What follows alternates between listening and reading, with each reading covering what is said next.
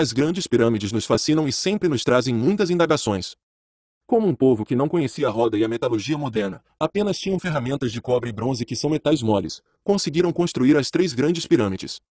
Neste vídeo você verá o que muitos não te mostraram. Você verá que os construtores das grandes pirâmides usaram tecnologia muito mais modernas do que se acredita que tivessem na época. Mas antes inscreva-se no canal, deixe seu like e toque o sininho de notificações para poder estar vendo nossos vídeos. Okay, so the Great Pyramid is right here with the basalt kind of landing here, flat area with the stones, and there are a couple of pieces here, and the interesting thing is that there's a bit of a match up with the stone. So on here, if you look carefully, you can see the little straight lines going through, or straightish lines, and you can see them here. So just sort of following this up and through, and you can see the workmanship on the stone. And then this stone here has the cuts in it right here also, and in this case here you can still see the marks, the same marks within the stone here.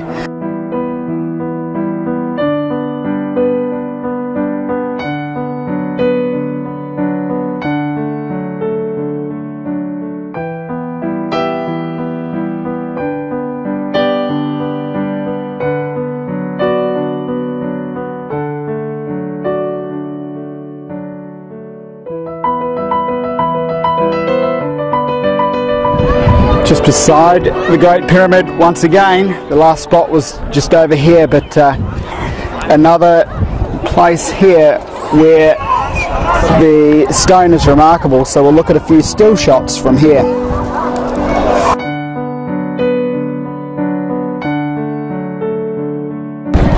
Okay, the Great Pyramid is right here, and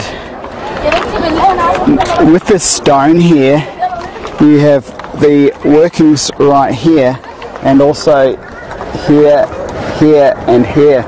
Just having a bit of a closer look through here and here. Now, just a bit of an idea.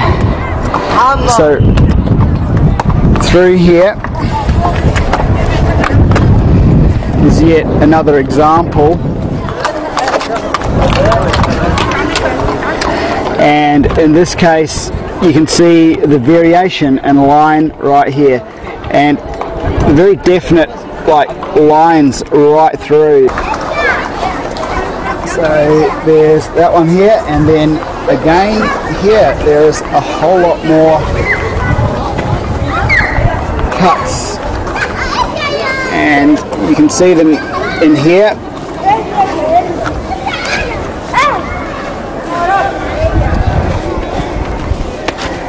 And again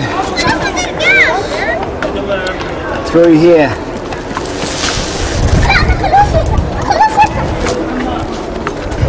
Now with this rock here, the pyramid is just up here. Just so first of all we can see the marks, depressions into the rock on this side, but on this side you can really see that workmanship, and you can see the very fine marks through here cut into this basalt. This is the side of it, and then this one here is highly remarkable with the cut running just straight through here. It just looks like a cut basically. So we'll have a look at some stills from both places.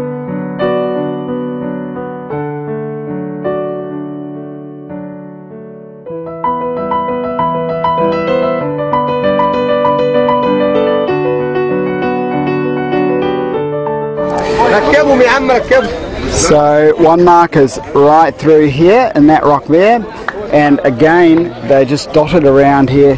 So more here, workings deep into the rocks. Okay.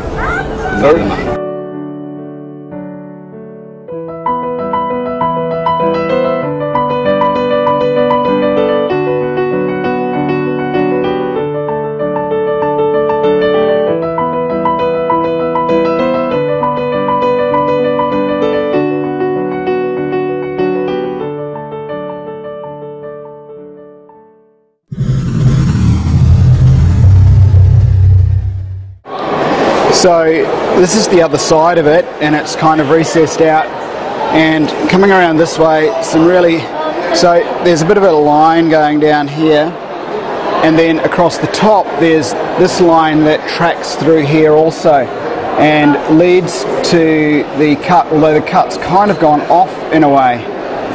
And here is yet a further look.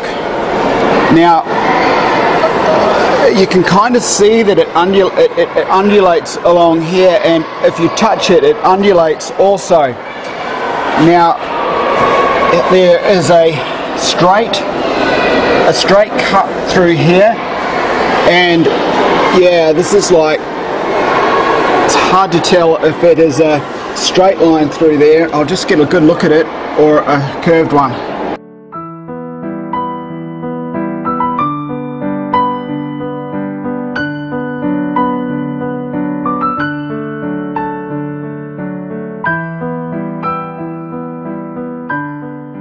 Okay, so it's just phenomenal, the amount of stuff within this museum. It's overwhelming, but right now within this case here, all sorts. That doorway again is so prominent, the Hathor type horns right here, and you have these pieces right here which look to be cogs, the spindles, so really, really interesting stuff.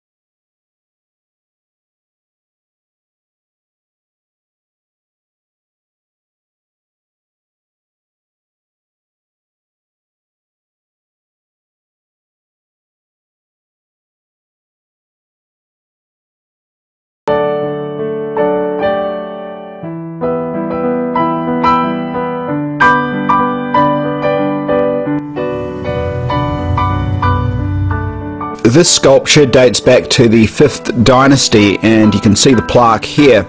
So it dates back around 4,500 years according to mainstream history. I noticed the two cuts at the back of the sculpture, so I just took some photographs of these.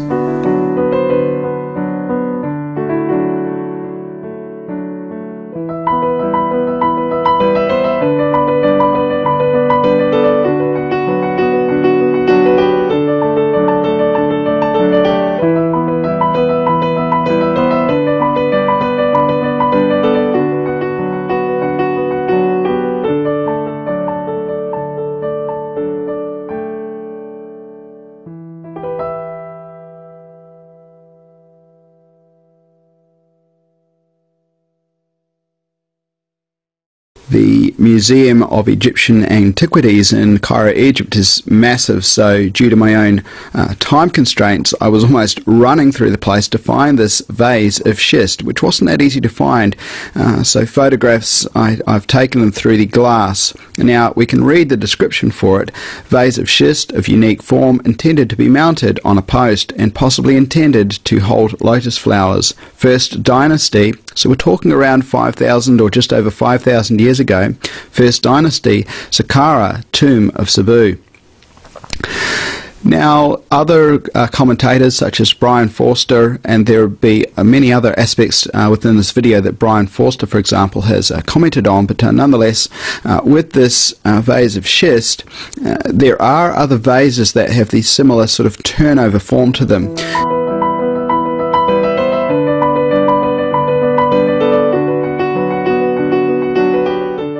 Now, with this vase in the museum, you can see that much of it has been sort of recreated, if you will, and that it's not like sort of perfect in form, if you will. It's not, you know, kind of machine-like, as one might think it is if you look close up.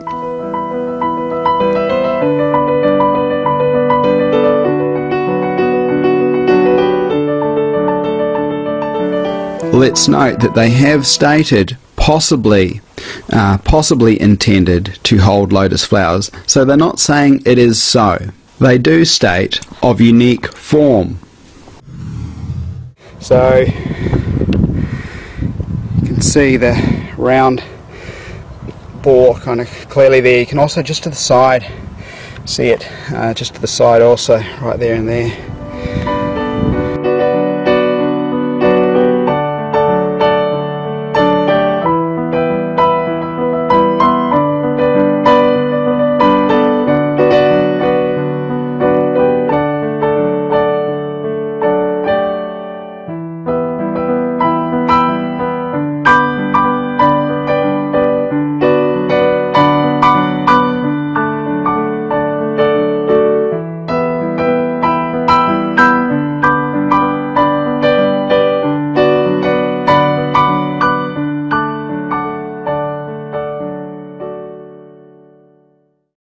We ventured to Abu Ghurab, which is around about 15 kilometres out of Cairo, and you have the Sun Temple of Nisr there.